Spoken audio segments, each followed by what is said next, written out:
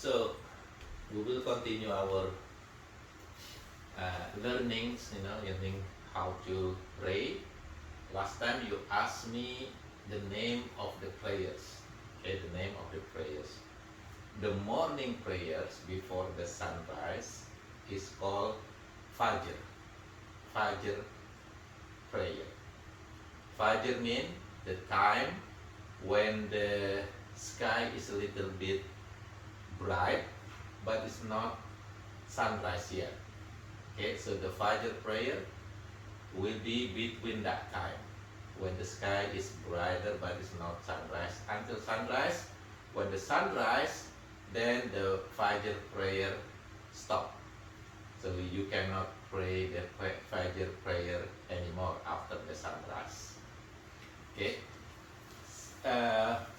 but in some condition, for example, if you oversleep, okay, then you still be able to pray Fajr prayer after the sunrise, but it is only during that condition. I mean, it's not every day you overslept, right?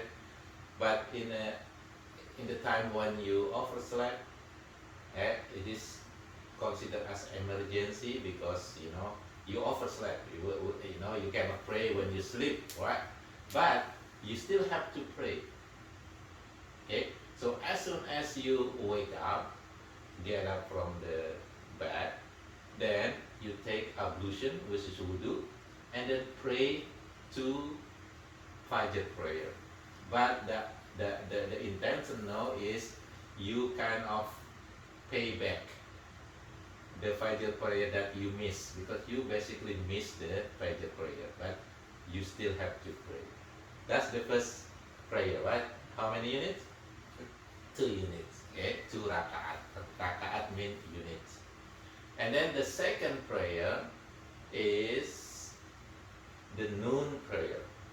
Okay, the noon prayer. It starts when the sun is actually on the top of our head, a little bit moved.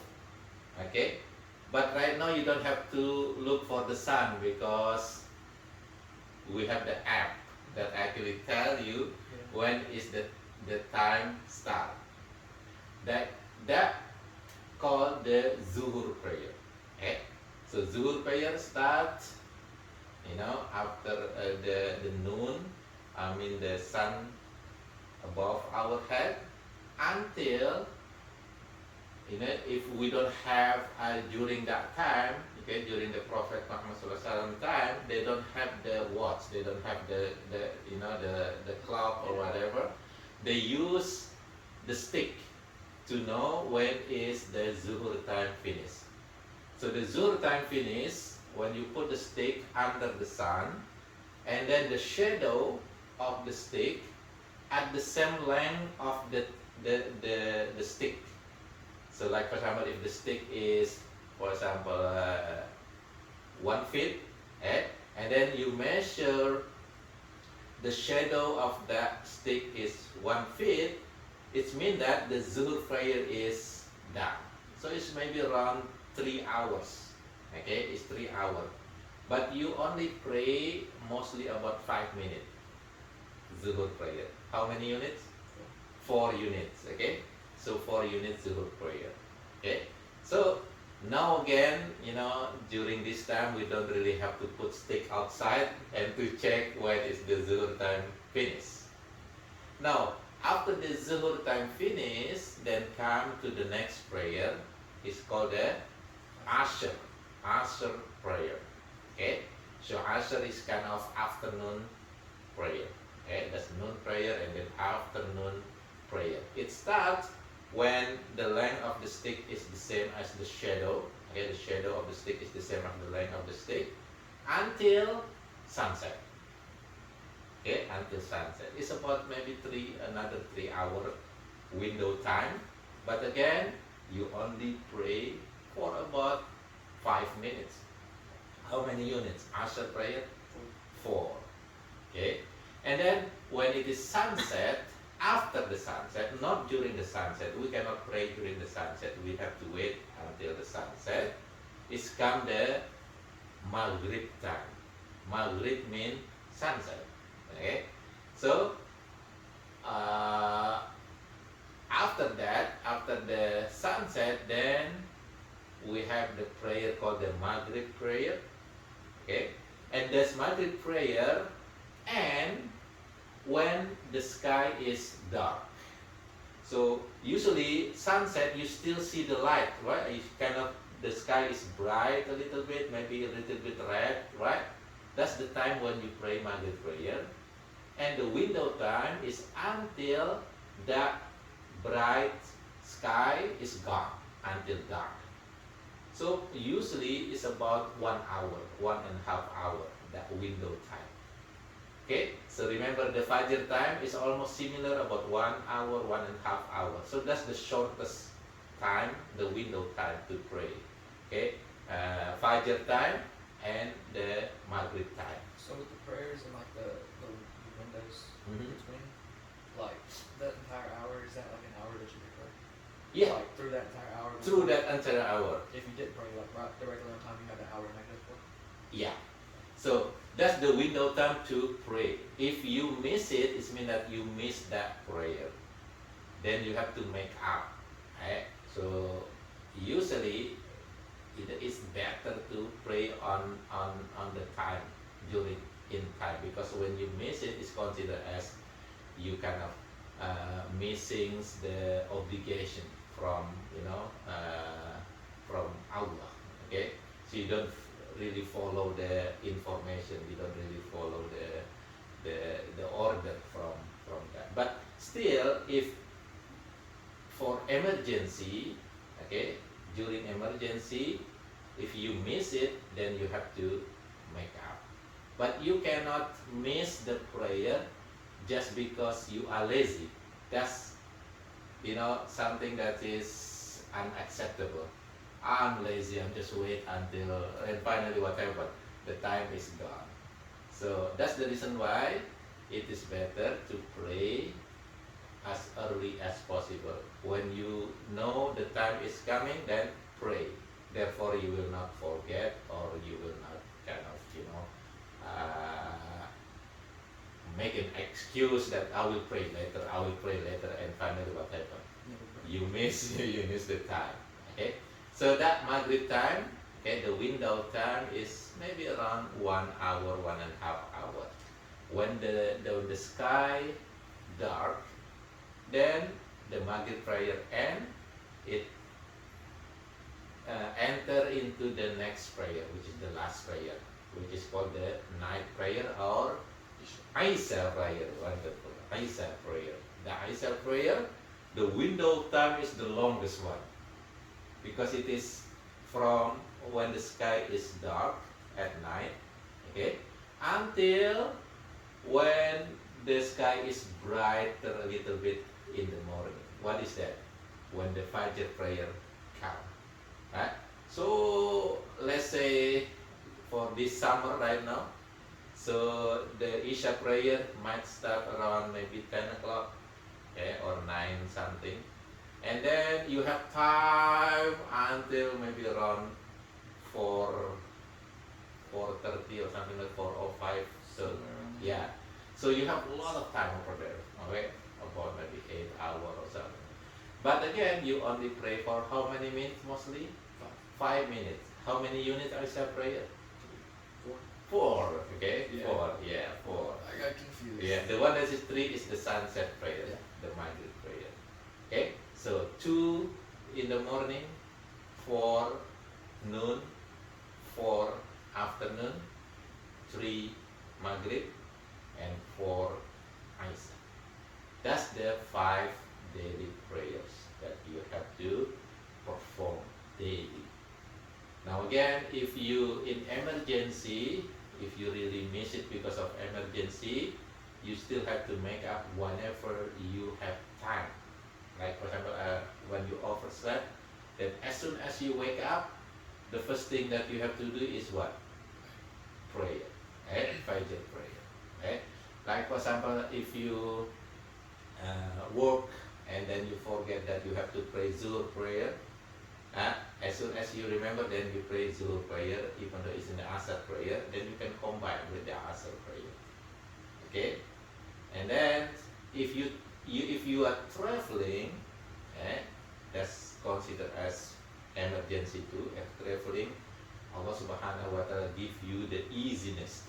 combine the Zuhur and Asr. You can combine Zuhur and Asr. So, Plus, you actually can make it short. So instead of 4 rakaat Zuhur, you pray 2 rakaat. And then after you pray 2 rakaat Zuhur, you pray 2 rakaat Asr. So it's combined and shorten the prayer.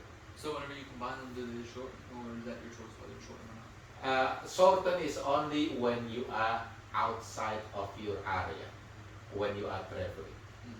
So when you combine inside your area, in your local area in the city, then if you combine it, Zuhur and Asr, then you perform 4 and 4. Okay, so shorten only when only we are traveling. Outside of this. Yes, that's the rule. Another one that you can combine is Maghrib and Isha. But you cannot short the Maghrib. Maghrib, how many units? 3. You have to do it still 3 when you are traveling. But Isha, there are 4, right? You can make it short. How many? 2. Half. Okay? Because it's actually shorting is how to make it half. You cannot pray 1 and half if you shorten the Maghrib time because it's 3 units. So what if like you're, so I know you have to do wudu before you pray. Yes. Every prayer. Yes. But what if there's a possibility you couldn't do that? Like in the specific place you're at? Yes. So wudu, okay, the default of wudu and cleaning ourselves is actually water. Water is the best cleaning media, right? So the same thing when you wudu, when you take a bath, use water. Okay. In case in someone that cannot touch water, maybe they have sickness that they have to avoid water, they can perform what we call Tayamu. Tayammum is using dust. Okay, so dust. It has to be clean dust. So every like in the walls, on the floor, or in this table, there is always dust. So you can use that.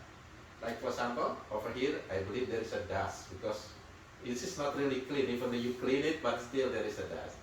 So when there is no water or you cannot use water, you can perform what we call the Tayamu. Like if you're traveling and then you have water, but that water is only for drink. Right? That's the main function of water at that time. So you use it for drink first. You cannot use it for wudu because if you use it for wudu, you might die because you need for drink, right? So at that time, you perform wudu with tayammum, which is very simple, just like this. So you know there is a dust. Put your hand over here, okay, and then do like this. What is the first thing that you do? Put it in the face, okay? That's it, okay? And then put it again on another area, clean dust, right? And then do the same. Now it's your hand, only 2 parts of your body, face and your hand. So you do the right hand first, like this, from here, okay, and then here, okay, and then do like this,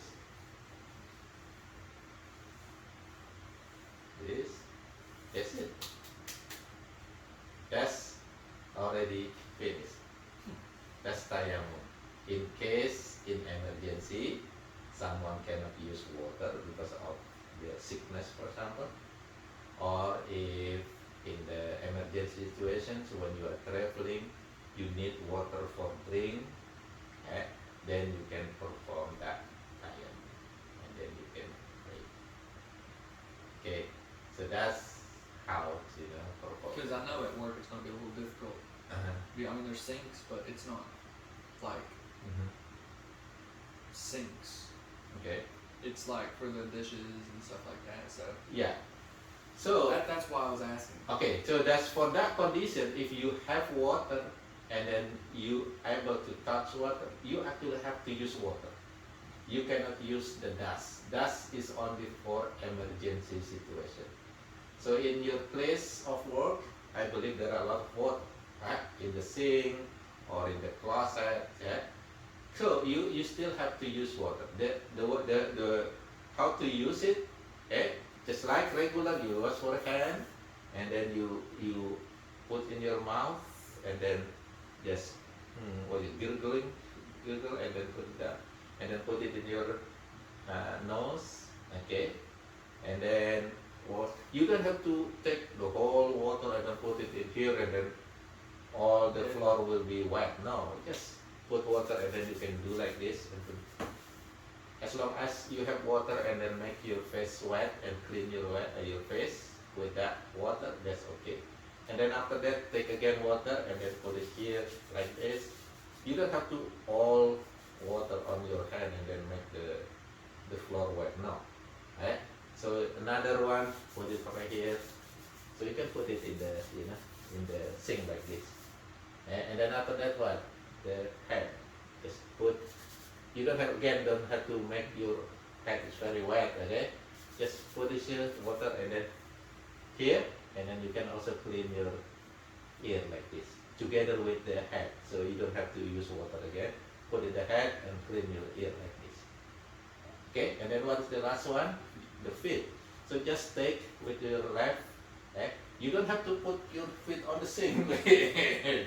that's not good. Okay? People will think, what he's doing, right? If somebody says, just put it here. Okay? As long as it's wet a little bit, and then clean your feet like this. Okay? Make sure you put between the toes. Okay? And then above the ankle, not ankle. And then with the right one, now using for the left foot. Okay, you can use it 3 times or 1 time is okay, as long as you feel that it's all get the water wet. And then after that, you can wash your hand again. You done. That's it. Okay, so that right there I might have to get used to. I've been doing what you told me to do. Yeah. Just the face. Yeah. The So hands. the face, the hand, the head, and the feet is the minimum. The minimum wudu that you have to perform. The minimum part of your body that you wash during wudu. But Islam like perfection. So the perfect way to do wudu is start from washing your hand, and during this washing your hand you say what? Bismillah, Bismillah. Okay, Bismillah, and then put in your mouth, clean your mouth. Okay, so that's perfection. And then after that, put it in your nose, and then blow it slowly. Right? That's perfection. So make sure your mouth is clean, your nose is also clean. And then after that, what? The face. Okay? So this hand, mouth, and nose is considered as recommended action. It is not obligatory, but recommended. It is better for perfection. And then after face, what is that? Okay. The head, And the ears. and the ear. The ear is also recommended. The head is the obligation. And then after that, what? Your hands. No, your Oh, I forget. After the face is your hand. See, I even forget that one. After face, then your hand. Okay. So hand, make sure is going to between the finger, and then above the elbow, right? And then the other one. Okay. And then your head and the ear. Just 1 time, and then the feet. So for the perfection, we do it 3 times, except the head and the ear. So you wash your hand 3 times, and then put in your mouth, rinse your mouth 3 times, and then put it in the nose, blow it 3 times, okay? And then go to the face 3 times, right? And then right hand 3 times, left hand 3 times. So what's the reason for the 3? Just make sure that Make it sure is it's clean. clean. Okay. Make sure. I But don't know if 1 it was like time is okay. I didn't know if there was like a big reason No, behind it or no. not. Just make sure you not miss anything. Make sure it is clear. So I have a question for you. Yes. As we was talking in the car and stuff like that about you becoming an imam, Okay. how did you do it? Like, is there like a certain step somebody has to go to in the future or something like that to do that, or is that just something you consider yourself as? Yes. So this is actually in some area, imam is actually the one that graduate from specific school, Islamic school, when they learn, memorize Quran. Most of the time they memorize the whole Quran, and they learn the what we call the fiqh, the law, the rules and regulations in Islam. In certain area, they prefer to have imam from that school, so graduate from the school. But in some area, like United States, sometimes we cannot really have that one. You know what I mean? We're not. Yeah, we're not that. We have some schools. If you want to go to the Islamic school, there are some in Chicago, in Buffalo, in Detroit. There are schools that actually teach Muslims to memorize the Quran and to learn the rules and regulations about Islam.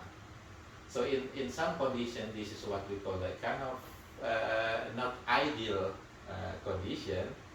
The one that have more learnings, like memorize more Quran, know more about the rule and regulation, even though they just learn by themselves, or maybe they learn from somewhere else, not really in formal school. Then if people in that community thinks that he is able to lead us, then they say, okay, you lead us. You know what I mean? It's not really like there is an election to become, But in big city, in big mosques, they usually hire the imam. So they actually pay the imam, so monthly, salary, and this imam will lead the prayer and lead all or most of the activity on that mosque. So if you live in bigger city, like maybe in Dallas, Houston, Chicago, most bigger city, they have specific imam. In Lexington, there is masjid called Masjid Bila. They have imam. They have imam that they paid, in salary. That imam, of course, just like, when you go for applying for a job, they will be interviewing, they can test you and find, okay, you have a job, then they become the imam. So our imam in Lexington, I don't know where he's coming from, but he's not from Kentucky, he's from other city. But there are, so that masjid is called the Masjid Bila. They open the application. If you want to be imam, this is the salary per month, and etc. This is your job or your duty, just like another job. And there are some people, that learning Quran or memorize Quran will apply for that job. And then there will be, interview and etc. And finally they will choose, okay, this one become our imam. But in our masjid over here, we don't have that. So we have a very small masjid and small community. So in order to pay imam, we need budget, right? So in bigger city, they have the budget to pay for the imam. So you can be an imam too, later. That would. Honestly, I've thought about that. Good. I've thought about that in the past before. You still have time. You are still very young. You can study, and then when you memorize Quran and you can learn the rule and regulation, you can also go to the, the Islamic school if you want it. You can. Sometimes they also offer the what you call the scholarship. So for people that unable to pay, they actually maybe they can give free, education for. That'd be great. I would definitely do that every house. Okay. I really would. If it was possible. I don't know if it is. I haven't Yeah. Like I had that stuff. I thought I'd have to go to like No, outside the United yeah, States. outside, like Europe or something. No. We have some schools in Detroit, Chicago, Buffalo. I think it's have been. Because just like the thought of like having that title around other people, Okay. understanding Islam and stuff like that would make me feel so much better Yes. that I can actually help other people around. That's good. That's good intention. Yeah. I hope Allah will make it easy for you. I will give you information maybe about that school later. I will ask someone if they able to accept application from people and whether they have scholarship or not for that school. Yeah. Actually, I have one friend in New York that have that school, but they're not open to the public yet. It's still they have the what we call they will have boarding school. That's what we call the boarding school. The student will stay on that school, 24 hours. I mean, they will have the room and etc. Their job is only to learn. I mean, just like school, but it's boarding school. Yeah, if you, that'd be if you, something I'd be interested in. Cool. Wonderful. Yeah, I will ask sometime if you after high school you wanna do that, follow that step. That's good. We have, I think there is a big one in Dallas. It's called Yakin Institute or something. It's a there are many what we call the Hafiz. Hafiz means the one that memorizes the whole Quran. Is graduate from that school, and they also learn about the rules and regulations. That's a good insight, and I will try to find information. Because, like, okay, so I've watched a lot of YouTube, and there's one person that has like inspired me to want to do that. Okay. I don't think he's an imam or anything. He's just like a teacher, Okay. and he's an American like me. Oh, okay. He converted in 1998. Okay. Do you know his name? Yusha Evans. Yes. Yusa Evan. Oh, okay. Yusa Evan. Yeah. I think we invited him one time, a long time ago, into our conference. Yeah, he was very good. Yes. Yeah, Yusha Evan. I would love to meet him. We also invited Yusuf Estes before. Yeah, I watch him too. Yeah. He cracks me up. He's Okay. hilarious. Wonderful. He's hilarious. Yes. But yeah, I watch him a lot. Okay. It's just like really interesting, man. He's both of them actually. He's the one who's like, because they're American, they Yes. wasn't born Muslim at all. Yeah. Nobody around them was Muslim, so they had to actually find it themselves, like me.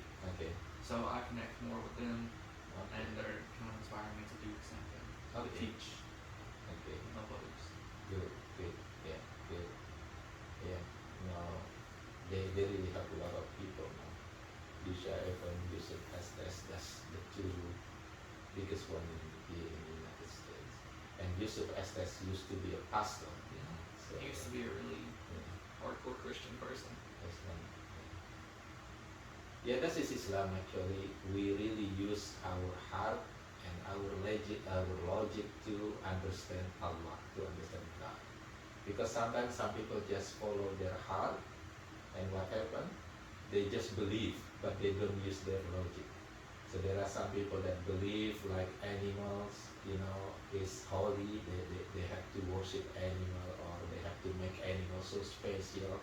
Okay, so even above human itself. You know what I mean? There are some area that if you kill that animal, that's really annoying them. I mean, they're going to be very mad because the animal is considered as holy for them. They're using their logic on it. They're using the heart on it to believe, but they don't really use the logic. There are some other people that using the logic only, right? But don't using their heart. So usually this kind of people, they don't believe in God. Because what? Because they don't see God, right? They don't have. So their logic says, no, I don't see God, so that I don't have to believe in God. So they don't use their heart, they only use their logic. They don't have the faith in That's right. something they can't see. Yeah. But Islam use both. Yeah. You have to use your heart and also your logic. So when Islam say God is the only one, is the most powerful one. So if God is the most powerful one, He will never ever have companion. He will never ever have associate. Therefore, Islam do not believe that God has son. Because if God has son, what happened? The son will be more powerful than the God itself. Do you know what I mean? Sometimes in the kingdom, the king and the son, the prince, sometimes who is the more powerful? Sometimes the prince is more powerful than the king. Okay, so that's Islam actually. We using our logic and our heart, and that's the way actually how to learn this. See, like when I was like growing up and stuff like that, I wasn't religious at all. I wasn't. I really wasn't. Like to me, it was just a word. Mm-hmm. And then again, the media, all of that clicked into my brain. I was like, it just can't be all about that. So, as I've said before, I've dug deeper, felt more comfortable. Good. People would still consider it terrorism, which always made me mad, really mad, but I never showed my anger. I was trying to be calm about it. Yes. And then next thing you know, here I am. Okay. Something that they dislike a lot, but I'm here to prove them that it's not. Yes. So you can become the what you call the ambassador of Islam because you are American. So American usually they learn better from American itself. Okay, so if you can show them that Islam is not that what they think, that's going to be very very cool. It's going to be very good because that's actually Islam is. Right? So we as a Muslim, we are trying to be a better person, the best person that we can be, because that's the teaching of Islam. The other day I took my shahada, I felt like so much better. I really did, honestly did. Like later that day, I was like, this is crazy. Okay. This Okay. is like, it feels like I was Born one again, yeah. Yeah. It started hitting me later on that day, Okay. really hard. I was like, okay, this is Good. Good. this is legit. That really happened earlier. Okay. So it means that inshallah you are ready to learn more.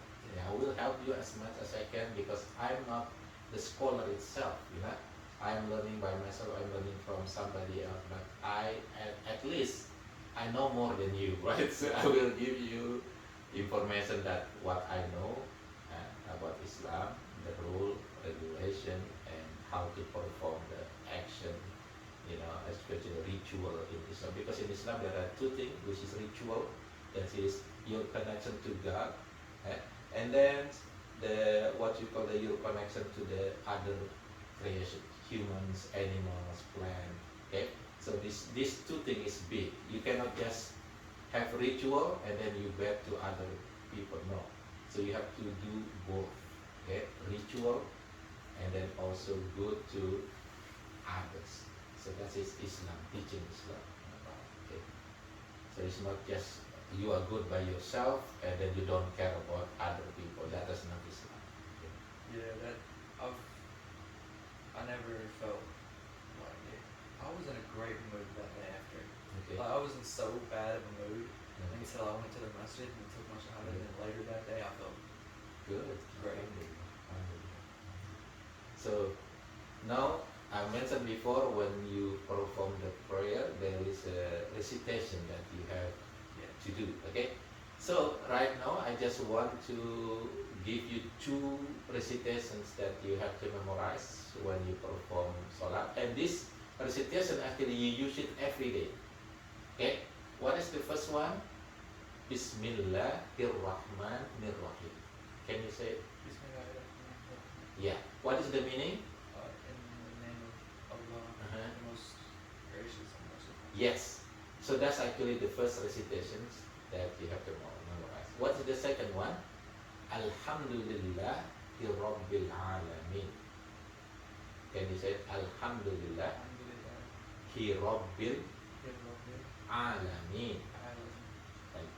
Alhamdulillah Rabbil Alamin. What does that mean? All praise to Allah, Lord of the universe. This is okay. So this right here is the entrance to the Quran, right? Yeah. Because so that the first two verses. okay. That's what I thought, because every time I listen to it on my phone, and then Bismillah. whenever I read it and stuff like that, I hear that and I'm like, okay, that sounds good. I got that memorized, but I didn't know the full meaning, and I'm always saying it everywhere I go, like just try to memorize it and stuff like that. But I never knew exactly what. I knew what Bismillah and stuff like that meant, and the rest, but I didn't know all of it. Okay. Yeah, actually there are 7 verses on the chapter, the first chapter of Quran. So you're gonna learn the first 2 over there. Bismillahirrahmanirrahim. Alhamdulillahi Rabbil Alamin. So when you perform, after Allahu Akbar, Bismillahirrahmanirrahim, Alhamdulillahi Rabbil Alamin. That's it. Right now, you just learn these 2. And also outside the prayer, you actually gonna use that word. Usually if you wanna drink, for example, you wanna eat, you say Bismillah. I normally do, honestly. Yeah, that's good. Earlier this morning, when I first woke up, Yeah. I ate toaster strudels. Yeah, this means that it's easy for you to memorize that because you already at least half of that Bismillah, right? Bismillahirrahmanirrahim. And then the same thing after you finish eating, after you finish doing all good things, then what you say? Alhamdulillah. You see that one? That 2 verses actually, you use it every day. Doing thing, you say Bismillah. You finish thing, you say Alhamdulillah. So when you do thing, you do it in the name of Allah, and when you finish it, you praise Allah. Alhamdulillah. Praise and thanks to Allah. Get it? So, but the long verse is actually Bismillahirrahmanirrahim. So if you want to memorize that easier, then whatever you want to do something, you say Bismillahirrahmanirrahim. So you read the full verse. So just saying Bismillah is just like The whole thing. Yeah, Bismillahirrahmanirrahim. Like that. Got it? And then after you finish eating, for example, and then what you say? Alhamdulillah. Alhamdulillah. Then say it the long verse.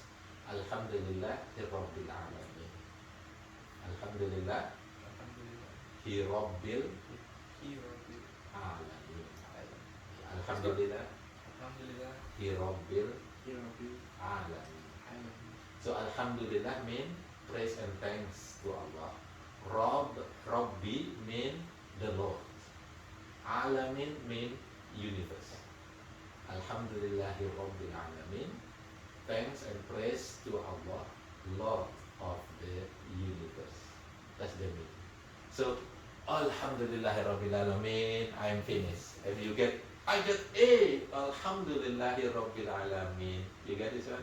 Because you actually thanks to Allah that helped you to finish your job or to get a successful grade or successful job or whatever. Okay? Can we do that? So 2. I'm going to try my best to remember the second one, because that one's more difficult for me. Okay. Alhamdulillahi Rabbil Alamin. Rabbil Oh, Alamin. Yeah. See, that one's going to be difficult. Yeah. The first one I got, Yeah. because I say that one literally all the time. Yes. That's the only one that's like in my daily vocabulary. That's good. That's good. Yeah. So when you enter, the thing that is prohibited is when you inside the bathroom. Don't say Allah name. But if you enter still outside the bathroom in the door, you can say Bismillahirrahmanirrahim. So Bismillahirrahmanirrahim, and you step with the left leg into the bathroom, right? And then from the bathroom, you step using the right leg, right? And then when you outside the bathroom, what you say? Alhamdulillahi Rabbil Alamin. That's 2 is always come together. One is before, and the other one is after action. It should be easy, sure. I'm gonna try my best to get that second one, because I know Alhamdulillah. I say that's in my daily vocabulary as well. But Rabbil Rabbil Alamin. Yeah, that's it's just the Arabic for me, because Yeah. so we're gonna do prayer, right? Yeah. So do you wanna wudu? Okay, I will show you how to wudu. Just take your sock